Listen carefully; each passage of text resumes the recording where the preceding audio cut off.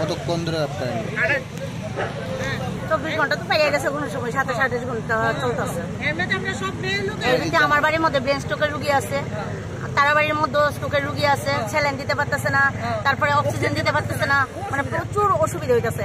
আমরা রান্না খাওয়া অবদ্ধ ধরতে গেলে আমরা তো মোটরে জল তুলতে পারতেছি না, আমরা খামু কোথেকে?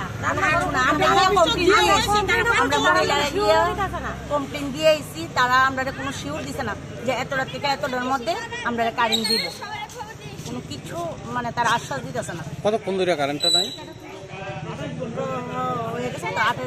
কমপ্লেনটা কোন সময় দিচ্ছে? আমরা কমপ্লেন দিয়েছি 5:30। কি বুঝে তারা কইছে 1টা বাজুক 2টা বাজুক কারেন্ট দেওয়া হইব, কিন্তু কোনো শিওর নাই। কোন জায়গা থেকে কিন্তু আমি কত তারা কইছি, আমার বাড়ির পাশের বাড়ির কারেন্ট আছে, বাজারে কারেন্ট আছে, নিচের বাজারে আছে, উপরের বাজারে আছে, সবখানে কারেন্ট আছে, কিন্তু আমরা এই রোডটার মধ্যে কিন্তু ব্যাটারির মধ্যেও কারেন্ট আছে। যদি অসুবিধা হতো ব্যাটারির মধ্যে কেমনে কারেন্ট থাকে? কতগুলো বাড়ি আছে এদিকে? 500 তো হইব।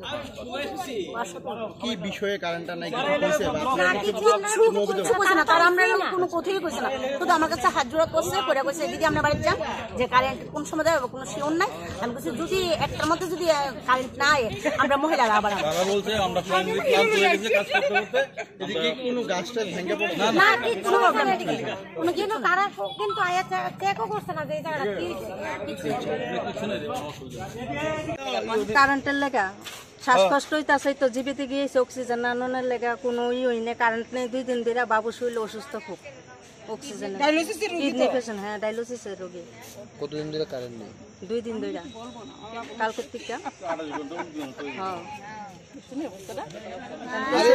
আগরতলা শহরে অন্য কারেন্ট নাই, সবখানে তো কারেন্ট আছে।